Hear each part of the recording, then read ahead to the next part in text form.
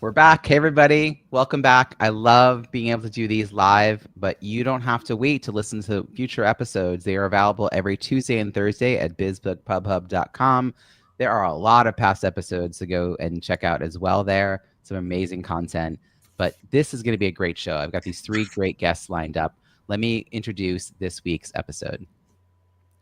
Writing, publishing, and marketing a business book can feel overwhelming when you go it alone. But what if you didn't have to?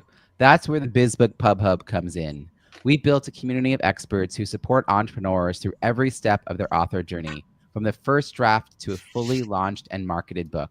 In the Hub, you'll find guidance to help you leverage your book to grow your business. Plus, our free virtual networking events connect you with fellow authors, helping you grow and thrive as a writer. You'll also find archived episodes of this podcast, which releases new episodes every Tuesday and Thursday. If you're ready to explore these resources and more, visit bizbookpubhub.com. I'm honored to introduce today's panelists who will share their author experiences. Janice Litvin wrote Banish Burnout Toolkit, which offers practical strategies and tools for overcoming burnout and regaining balance in one's life. Pat Miller is the author of Kicking Karma's Ass, unbelievable stories of strength, resilience, and perseverance, all told with a twist of humor. A raw and inspiring story of one woman rebuilding her life and business against all odds, proving that strength isn't a choice, it's a necessity. Wendy Corbett wrote The Energy of Belonging, 75 Ideas to Spark Workplace Community, a practical guide filled with 75 simple, research-backed strategies to help employees at all levels foster connection, respect, and a stronger sense of community. Please join me in welcoming Janice, Pat, and Wendy. Wow, all your topics are really interesting. I can't wait to dive more into this, starting with Janice. Janice, will you give us a little better sense of who's the ideal reader for the book that you wrote? Thank you so much for having me, Robbie, and thanks for that great question. So the reader for this book is primarily focused on workplace teams. And this book helps individuals reframe their reactions to stress, because as we know, stress happens all the time and people are getting overwhelmed and overworked. And as a matter of fact, the burnout rates are up to 79%, and I'm on a mission to help bring that down. All right. I can see some overlap with some other folks here in the room. But Pat, let me come over to you next. Sure. Tell us about your book. So I wrote my book, Robbie. Thanks for having me as well. I wrote my book after I went through a lot of transformation in my own personal life, and I was able to digest it all. And I said, I have to tell this story because I wrote it for somebody who is going through similar transformations in their life. So I wanted to be a beacon of light for people in a dark spot, whether it's divorce, loss of a job, loss of loved ones. So I basically tell the story about my life, how I persevered, how I got knocked down, I stood back up. So it's for the reader that's going through, typical life, right? We all go through something. So I think there's something in there for everyone. And that's who I wrote it for, to inspire those who are going through some tough times. If I can do it, they can do it. That's awesome. I love being able to reach for those kinds of inspirational stories and moments when you're feeling kind of dark. Wendy, will you share a little bit about who your book is for? Yeah. Hi, Robbie. It's great to be here with you, Pat and Janice. I wrote The Energy of Belonging for employees in workplaces who have BFFs at work, people they really care about, who are checked out, and they don't want them to leave, but they don't know what to do. So my mission was to create a resource for people who want to build a stronger community in their workplace, but they don't have ideas of what to do. So that is exactly who I wrote it for. I love it. And I love the sign that you have behind you. You belong here. And it's got that little map, like you are here sign. I think it's brilliant. So I'm curious, does anyone here, give a wave to the camera, write more than one book? Have you published more than one book? Yeah. All right. So Janice, how many books do you have? 2 books. 2 books. Who else said yeah? Just Janice. Okay. So Janice, I'm going to come to you later, but I want to first go to these folks because I think a lot of people listening are getting ready to write and publish their first book. So Wendy, how did you get past that inner voice to actually write the book? Like what were the messages you were receiving and what compelled you to move through that? I mean, everyone goes through a different version of this, but Mm. what was that piece of it like for you? For me, the voices were saying, who are you to write, to write this book? Who are you to do research? But I felt compelled because part of it, it comes from my own experience, feeling like I didn't belong in a workplace where I had really high hopes to be successful and to join and become part of an amazing team. When that didn't happen, I got interested in what could be done, what any employee at any level, regardless of their title, what could they do? So the idea of getting resources into the largest audience in an organization is what compelled me to move through it and to keep writing despite those voices. Those voices are so common. I mean, even that just phrasing of like, who am I to write this book? I mean, that is, I think, incredibly common for a lot of people who have expertise, but even folks like Pat who have this lived experience to share, right? It's beyond expertise. It's like a story, but why your story? So Pat, did you have similar voices or was there something else happening? You know, Robbie, I have a very unique story. So mine's a little bit more on the spiritual side, believe it or not. Whether you believe it or not, I had a dream. And my husband came to me in a dream after he passed away, and he said, write the book.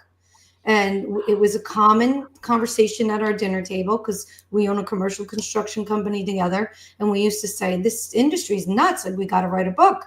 And we always talked about it. For 30 years, we talked about it. So he came to me in a dream, and I had notes taken throughout our career. And he said, you write the book. And I said, okay. And then my sister came, believe it or not, at Christmas time. And she's very spiritual. And she said, I had a dream about your husband last night. I go, oh boy, what did he say? And he said to tell you to write the damn book. So I was like, okay, I guess I'm writing a book. So I started writing the book, and it just kind of came out so easy. You know, I wrote it in 4.5 months.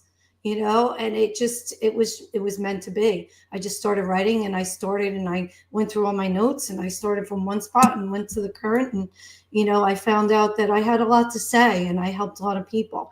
And, you know, it was interesting, but that's how that happened. Yeah. I love that last part. I found out I had a lot to say. Yeah. Yeah, because once you get past that, you know, once you start getting into it. Yeah. Janice, do you have a similar journey on the first time down this path? Well, first of all, I have to say, I just love Pat's story because people who have passed in my family do show up in dreams from time to time. But for this book, here's the reality. I was writing a book on generic workplace wellness. And then I got hired to do this talk about going deeper with stress and came up with the name Banish Burnout. And my son, who was 26 at the time, said, Mom, why aren't you writing a book called Banish Burnout? I couldn't believe, you know, sometimes it takes someone outside of ourselves to see what we need to do. And so that was the birth of my Banish Burnout Toolkit. I really appreciate that. And because you've done more than one book, I'm curious about, Janice, when you were first thinking about that first book, when you were first getting started writing it, what were some of the metrics that you were tracking that would help you know that your book was successful, and how over time, as you learned more, and particularly as you approached your second book, what shifted for you in what you thought of as important for the success of your book? Well, first of all, for me as a professional speaker, a book was critical to build credibility and to have something to leave behind when I present keynotes for the audience so they can remember what they learned. And this is a workbook. So for workshops, we actually use the book. So that is how I can encourage people to purchase the book, and I give my clients a good discount. So, and they can either buy the fillable PDF or the hard copy. So that's one of the things I love.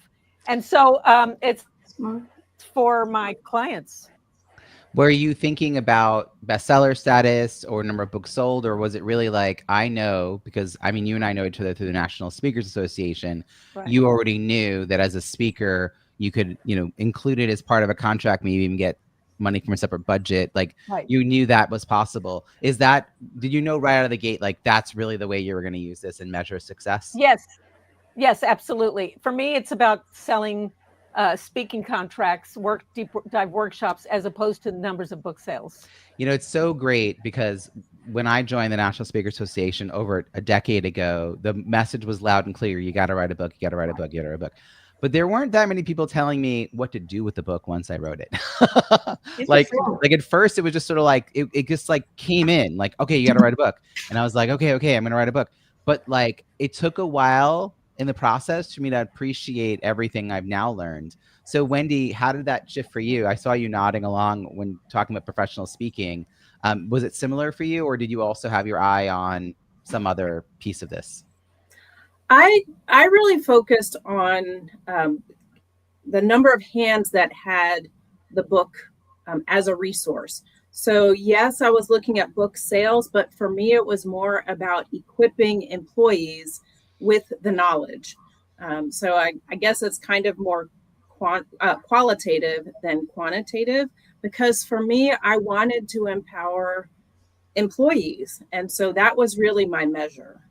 So it was book sales, but with the outcome being books in the hands of people who are putting the knowledge and the ideas to work.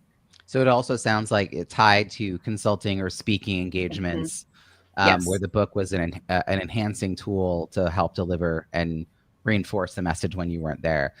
Pat, you know, it feels like you were compelled for really good reason to get this book out into the world. And when you started this process, you probably had one vision and then maybe it shifted a little bit. Yes. What did you first think about as important for this book to be a success? You know, Robbie, I never even thought of it. I just said, I have to tell my story, and I want, if I can help, because my publisher asked me that. She said, well, what do you want to get out of this? I go, I just want to be able to help one person. If I can help one person, I'm a success. And she's like, oh, I think you're going to have to raise that number a little bit because, you know, it's a decent read. So when we released it, I was like, okay, it started getting more and more sales and it became an international bestseller. And I was like, all right, I guess, like I said, I had something to say. And then obviously we talked about it, and, you know, my goal would be to do speaking engagements, and I've done some since then. So it's changed. So, you know, I went from, you know, primarily inspiring people and helping people to, you know, using it. It gives you, like you said, it gives you validity, right? So I own a construction company. That's what I do for a living. And it's a unique position. And it gave me validity because it's in the book how I had to run a construction company by myself. So I'm in a man's world.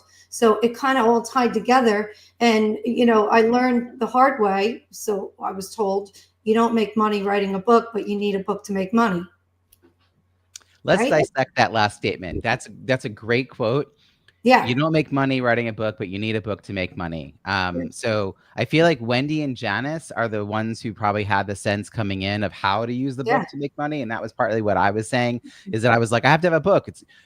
A book is like a business card. You can't run a business without a website and a book. Like that was kind of where it started for me, the urgency to have the book. But yes, if you know who you're writing it for and you know how you're going to leverage it, you'll be able to position the book and whatever is tied to the book, speaking, coaching, consulting, a little more tightly. And we're going to get to reviews in a moment. And all of you done pretty well, by the way. So we're going to talk about how you've approached the getting reviews. This is a piece that I particularly focus on with my clients. But a lot of times, the reason I ask this question is I think a lot of first-time authors get distracted by metrics that are not actually tied to long-term success. Things like hitting number one in an Amazon category, hitting number one in 2 Amazon categories across 2 countries, or whatever it might be. And I even know people who are paying companies to hit number one. And it's a real waste of money because I've hit number one, 30 times across 4 countries, but 18 just for my last book. And not a single one of those orange ribbons for the number one bestseller led to more money in my bank account. But the reviews stay on the book sales page and they're long-term social proof that people will always be able to see. And, you know, I saw, you know, what Wendy was saying is like wanting reach and wanting impact.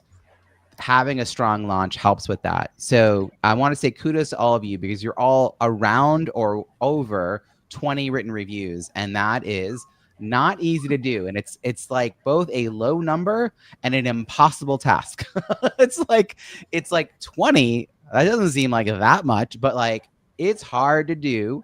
And I will say that there are some studies that more than 90% of buyers look at reviews before making a purchase, and we all instinctively agree because we are those buyers.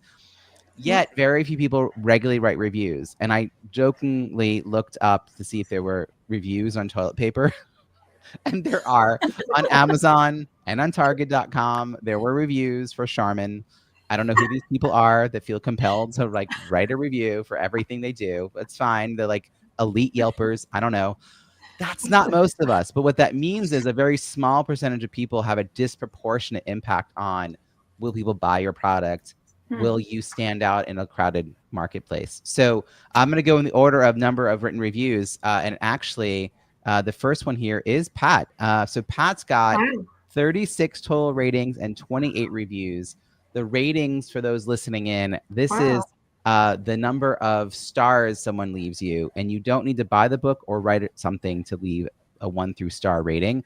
So you've got the 36 total ratings and the 28 written reviews, and the most recent one is December, and it's actually Bruce Shear. So Bruce, fellow author, he wrote reviews for like so many fellow authors in our last Kindle cross promotion, and he puts this picture for all of them of him holding up his phone with the Kindle book. It's so branded. I'm like, you're awesome. This is like consistency. So, and prior to that, even you had them coming in over the summer and into last spring, and that's important too. So the things I look for are overall number of written reviews, but also how close are is the ratio between the ratings and the reviews. Because I've seen some people, no one here, who have over 220 ratings and less than 10 written reviews. And they're all walking around being like, I have over 200 reviews. I'm like, no, you don't. No, you don't. It's really easy to do a campaign to get people to just hit the stars. That's not hard. So kudos to you. And I'm going to come back and ask you how you did that. And then I also just want to say, this is Janice with Banish Burnout Toolkit. Also has reviews as of late last year, a fellow author, but also I see some people in September writing reviews for you, and you've got 36 ratings and 20 written reviews, and then Wendy, you've got 23 ratings and 17 reviews, and again, you've got people, your latest review is from Robin Hatcher, fellow speaker and author, in January, but it's so fun that I'm seeing some names here I recognize. So I'm curious, like, Janice, since you've now done this a couple of times, did your process change between book 1 and book 2 about how you thought about the importance of reviews, and how do you follow through and like get people, well, not that you follow through, but how do you get everyone else to follow through? Yeah. Like how did you frame that for yourself initially, and how does that changed? Well, thank you for asking. Initially, what happened was I had a lot of advisors, of course, working on the first book, including a developmental editor, which I really can't stress the importance of a developmental editor enough. And I know on your hub, we can find them there. And one of my coaches said, here's the way to ask for endorsements. And then I use those endorsements inside the book and turn those into Amazon reviews. But he said, here's a list of prompts, because when you ask someone to review a book, they don't know what to say. They don't have time to read your whole book. So he gave me a list of like 5 or 8 prompts to get them started. And so I think I collected 20 or so endorsements. And then when the book got posted on Amazon, I wrote each person back, thanking them, sending them a copy of their endorsement, and asking them to then go upload it to Amazon. So it made it so much easier. For the second book, first of all, the second book, this tiny little pocket book, which is tips for managers, it is not on Amazon because Amazon does not allow this size. And I love the size. So I self everything. I actually paid for the printing. And so I don't have Amazon reviews, but I do have about 8 or so endorsements inside the book. So this is great. And I wanted to speak to endorsements because it's a kind of an adjacent topic. Right. My recommendation is to not look for more than 10 endorsements, because it is in those first few pages, maybe a few more on the back cover. And we all assume as readers that they're positive, because you wouldn't put anything less than a glowing review into the cover in your book. And if you get, even 5 to 10 of these, what we're often looking for is someone who has either authority in your field, or authority in the world in general. Right. And it's interesting because there's actually a movement afoot. One of the publishing houses is now doing away with asking their authors to do that, because there is sort of a game around, trying to ask people, and are they even bothering to read the book and all this. But I do think they still have some significance in readers' minds. But using that process that you just described of prompts, and I'll share mine in a moment, that's how I approach this too. I give people the advanced reader copy, the ARC, the ARC, and I give them 4 prompts. And then I guide them through writing a review, but I have them send it to me. And then when the book gets published, I then give them their content, their review back to them with instructions on how to post it. So it is a broken down step-by-step process, because people can't do it on their own. And Wendy, how did you approach this? Why was it important to you, and then how did you even get the 17 people to do it?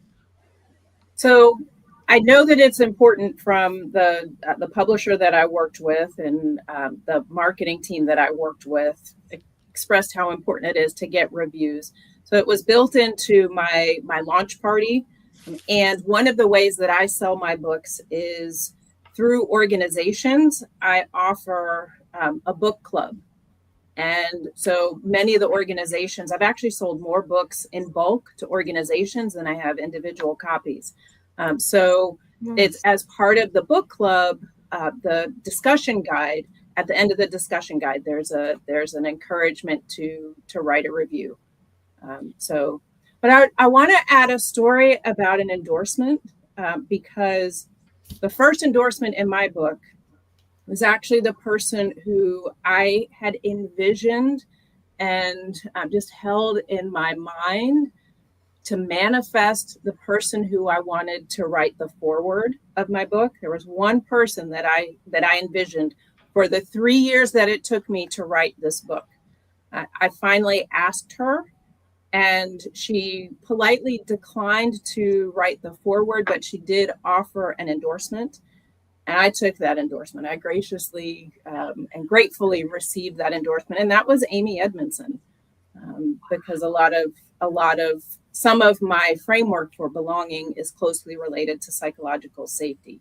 So for me, that endorsement, all of the endorsements that are in my book are really important and meaningful to me. And that one is especially so. I love that. Yeah, I love the idea of using this also to acknowledge the work that we're building off of, because you're mentioning them, you're acknowledging them, and then if they then in turn learn that and want to, even further put their name on it, that's wonderful to get that back and to have that sort of further stamp of approval that we're all going in the same direction together. We're just trying to support each other. Pat, 28 written reviews. I mean, now you've heard how hard this is to do. How did you pull that off? I same as her. We had a huge book launch party, and I thanked everyone for coming. Everybody had a great time, and I said, I just kept pushing. I would appreciate everybody, when you read the book, to write a review. And then I did some book fairs, and same thing. I always ask kindly. I give out a card. I got little cards made that look exactly like my book, and I have it on the back. We would appreciate a review. So, I just ask kindly when I interact with people who purchase my book.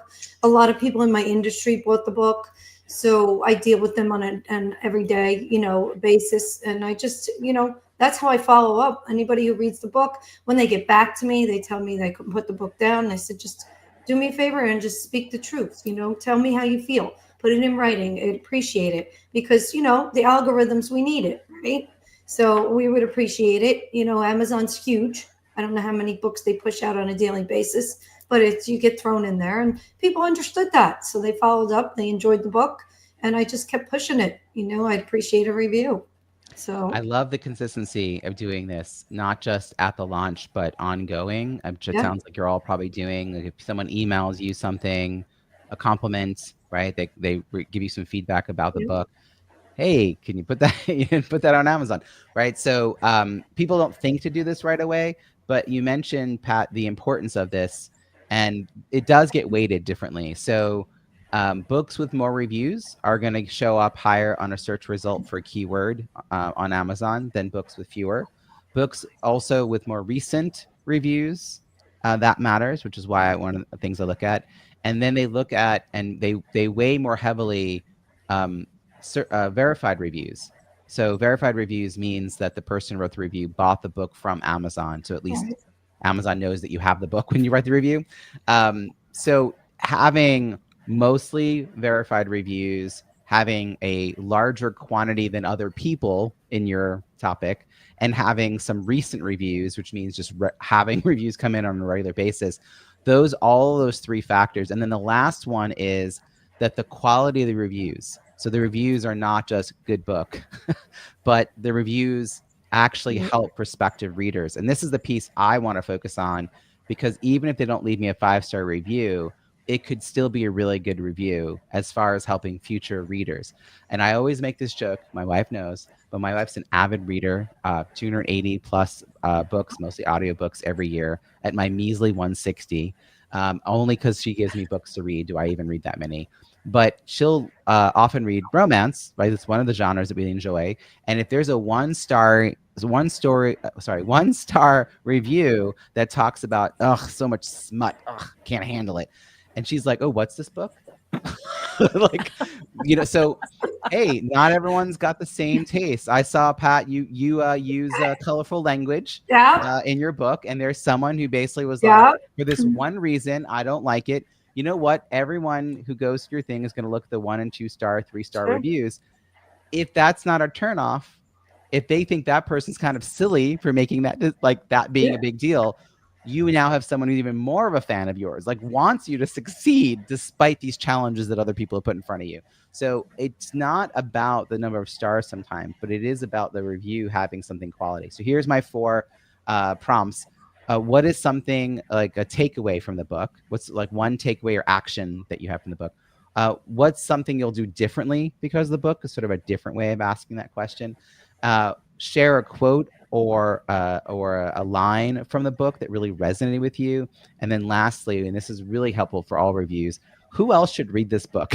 Like who is the person or kind of person that you can think of that would really benefit from this book? And I always say 2 or 3 sentences, answer 2 even of these 4 prompts with 2 or 3 sentences. And that is a quality review. And no, you don't have to read the book cover to cover. How many of us don't have, we've got books we've read only a third, half, right? So that happens. If we can make it really compelling and useful, people will get to the latter part of it. But it's really simplifying this and breaking it down. I think people think that they have to write like a book report from 4th grade. Like they just have such angst about this. It's like, no, it's nothing like that. Now, reviews are just one challenge in the scheme of things. Wendy, besides reviews and then all that entails in that, what was the other big challenge or challenges, feel free to be plural, for you? And like, was it about you pulling together a team of people? Was it the mindset piece? Like, was it finding time? Like, what was kind of the hard thing that you had to overcome in order to get this book into our hands, something we can tangibly hold? It was a 3-year process. It took me 3 years to find a process that worked for me that I would continually go back to. So for me, it was finding how I could get my rhythm in writing, and also being able to let go of writing something perfectly. So for me, it was creating the muscle of writing this book and figuring out what I want to say. So that was definitely the hardest part for me. I think because I've been a contributing author in other books, but this was my, this was my model, my research. This Right. was me putting my work out there. So I felt like there was a lot at stake. So for me, the biggest hurdle was getting through all of that anxiety, that self-imposed anxiety, to persevere and to finally get it out. And you were doing research on top of it, which makes your book stand out in a crowded marketplace because it is research-based and it's your research. But it also means a lot more time and a lot more of you being put into it. There's something you mentioned about sort of getting back to a process that made me think of a book called The Chunky Method. Allie Mhm. Pleiter, who is a writing coach amongst many other ways that she shows up in the world. And Allie has this idea that all of us have our own chunk of words that we could comfortably sit down and write. And it's not universal. It's not like we all do 1,000 words. And in fact, our belief that we all should do the same thing is part of what's getting in the way sometimes, because we measure ourselves against someone else's chunk and we're like, well, why am I not getting as much done? But if we can figure out what that amount of words is in a reasonable, like, we're going to sit down and do this, and then consistently do that, like, that's one of our ways of kind of helping people move through. So we'll make sure we'll put a link to that book in the show notes at bizbookpubhub.com. Pat, what about you? What was the big challenge related to the writing? I mean, you had to live through it first to have a story to tell. So that is a challenge of its own. Yeah, mine's a memoir, so everything in there is true. But I think what Robbie, what I had to overcome was getting past the stigmatism of a memoir being sad, right? Because of my husband's death. And I was adamant about that when I was working with my publisher. I said, I have to have a balanced book. I have to have, knowledge and stuff for people to draw from, happy, sad, positive, and how I turn things. And of course, humor. It's really important for me to instill humor. So that was hard for me, Robbie, because everybody's like, oh, another, widow's memoir, right? Because people have said that to me personally. And I said, well, it's not really like that. So I understand people can feel that way, but I wanted to try to go past that stigmatism of being a sad book, right? I wanted it, and that's why we have this subtitle to it, all told with a twist of humor, because it has a little bit of everything in there. And I was adamant about that, about, health insurance, life insurance, how I went through stuff that people go through every day, and there's a lot to learn in there. I learned a lot, through my times with my husband being sick, my mom, my dad, my brother. It's just, I was thrown into a wash machine and it just went on a spin cycle for 3 years and spit me out. And I was like, I got to help people, because nobody would believe the stuff that you go through. But that's what I really had to overcome. And I think I did. When people pick the book up, they don't usually put it down. I get texts and emails that they took the day off because they stayed up all night reading it.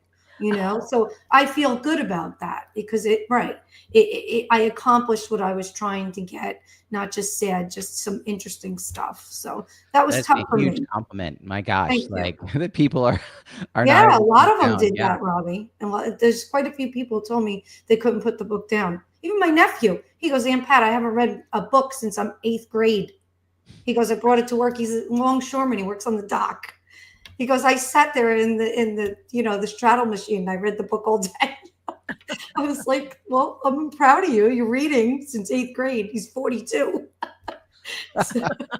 Well, I also want to acknowledge that your book's a memoir. It's based on real life, but it also, you wrote it with lessons.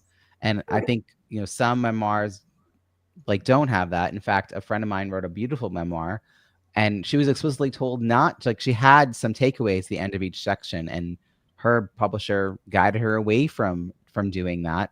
But I like the idea that, you're not just sharing your story, but you're sharing strategies, tips, next steps, life lessons, right? Yeah. So, and I, the term narrative nonfiction comes to mind, that you're providing context for why these lessons are so important. And hopefully people will then hear those stories that you've shared, and it'll relate to their own and make them feel less alone too. So I think there's a really powerful place for those kinds of books in the world. And I'm glad that you got out of your own way and got it done. I mean, that's commendable. I'm going to switch questions on you, Janice. I know you're about to tell me your answer, but I have a different question for you. What is your most effective marketing strategy that led to more book sales, specifically book sales? Like, what's helping you move books? Great. That's a very good question. A few things. Number one, in every single proposal and almost every pitch email, there's a mention of my book and how it could be effective as a way to help a conference extend the learning for their people. So that's number one. Number two, I'm developing an extended learning program based on my book. My book has 6 chapters. There's going to be 6 months of coaching calls and I'm just about to launch that. It's called, just FYI, it's called Banish Burnout Academy. But the point is, I'm always mentioning my book. In my programs, I don't sell the book. I actually give away a lot of books, but I mentioned that the program is based on the book and there's a picture of the book. So I'm always talking about the book. Yeah, and I think what, Wendy said this earlier, selling more bulk books than individual books. The only time I personally, as a book launch strategist, focus on individual book sales is between the publication date and the launch date, which in my process is about 2.5, 3 week period. I call it the soft launch period. And the only people who know the book's available for purchase on Amazon would be the launch team.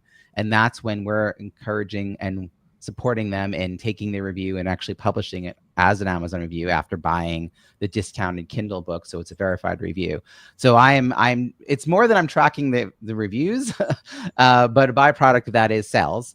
And if you have a couple hundred people on a launch team and they're all trying to get the review in the same sort of small window of time, you will have dozens of purchases a day for several days in a row. And something I learned between book 1 and 2, book 1, I did everything in 3 days. Publication day and launch day were 3 days. 3 days.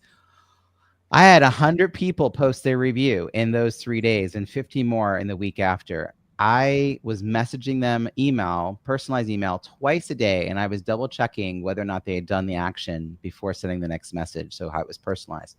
I would have lost my mind if I had kept doing that. Like it was a good process, but it was too tight. I did the same thing, but over 2.5, 3 weeks for my second book, sold pretty much the same number of books, but my ranking on overall US Kindle went way higher. Like I ended up 4,201 in all US Kindle, which may not sound that impressive, but I'm just like, I'll call myself a sub-celebrity. I am not well known. Like I am known in a certain circle. And so for the book to do that well, it was interesting how having steady sales over a period of time, having reviews come in over a period of time, all helps with the algorithm for search results.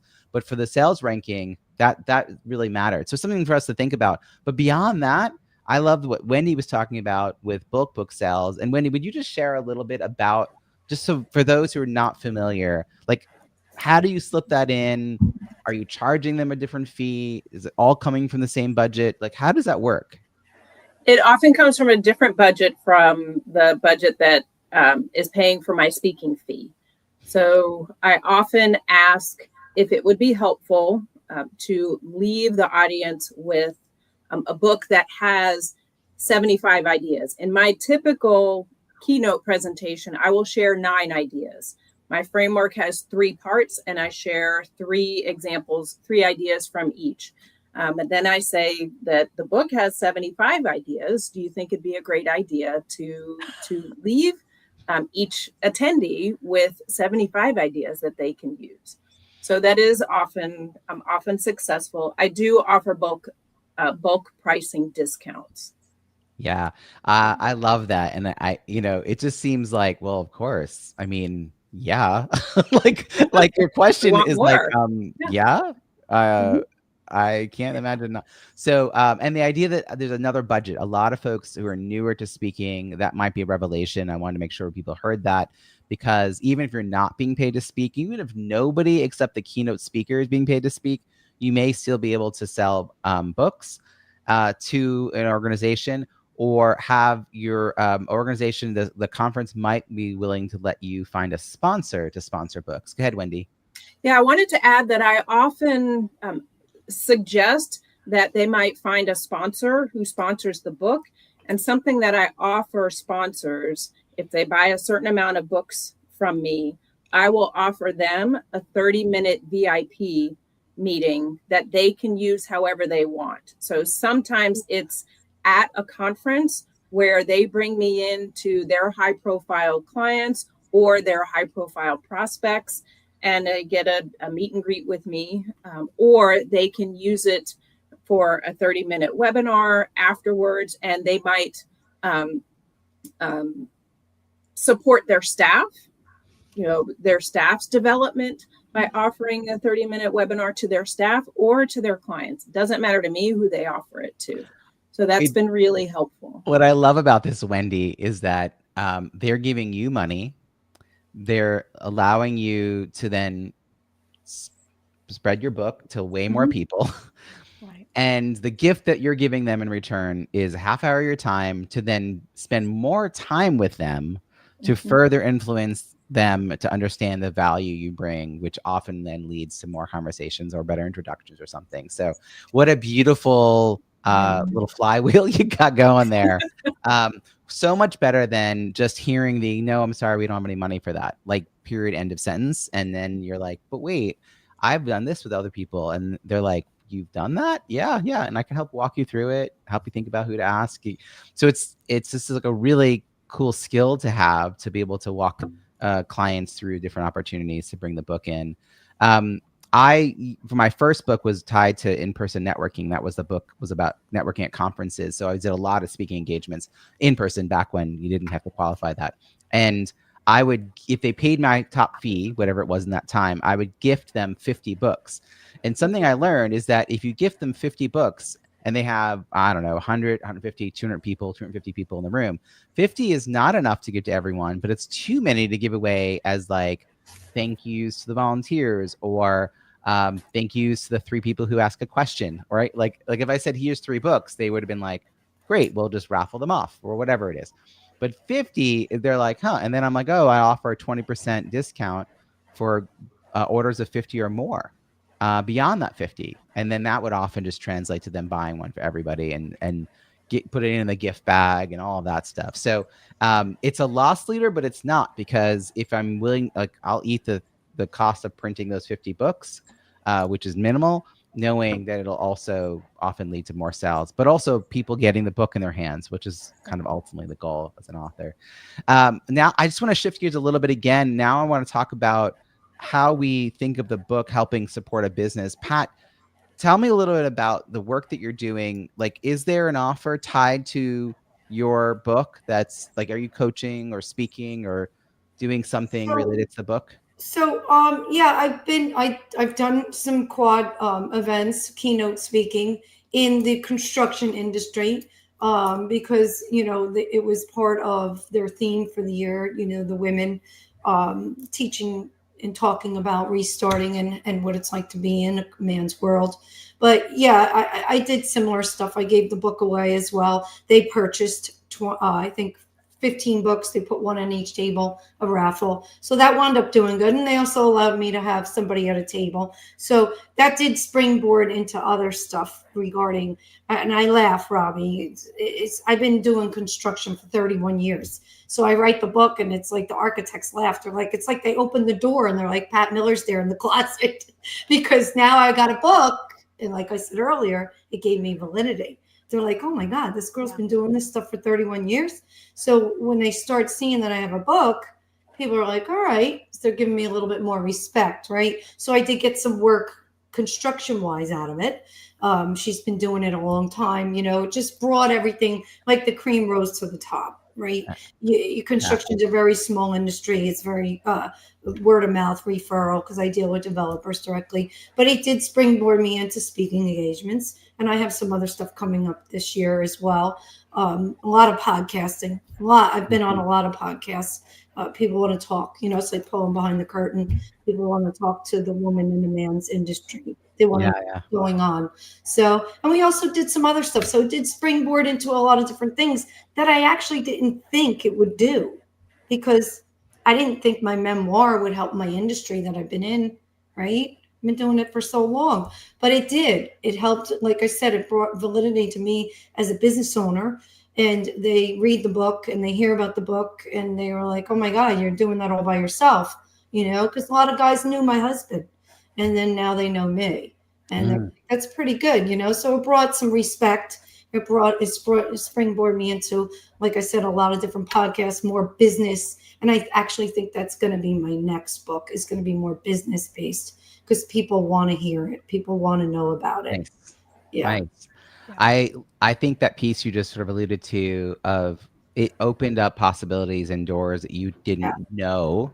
I think that's true for a lot of, for particularly first time authors. Like, you can't see the possibilities. One of the reasons I suggest writers and newer authors hang out with other authors, because that's how you sort of get the, oh, I can ask about a separate budget. Like it's just the kind of thing you wouldn't even know to do, or book sales, or how to rate things, or whatever it is. But when it comes, and Janice, I'm going to come to you about this, when it really comes to like looking at a book and someone being like, oh, this is a fantastic book, I want to know more about this. Like, how do people find you? Like, is there information in your book? Do you have any bonus content, or, toolkits or whatever? I mean, your book's all about the toolkit, but like, is there reference material, bonus content that's opt-in, so they can then get on your list? And then what's the journey of a reader to becoming a likely prospect? How did you think that part through? That is an excellent question, and something I'm continuing to think about all the time. In the new book, I have some pages in the back, a little bit more about me, how they can get in touch, how they can find my speaking. I don't have any other toolkits, but I have been thinking about writing 2 different assessments, one for individual contributors and one for managers and leaders. And I think with the next edition, well, both books, I would add that in as a resource page at the end. Mm-hmm. I think that's having that and getting people onto your email list, right? So that, because we don't know who buys our books. Wendy, do you have a pathway designed for these folks?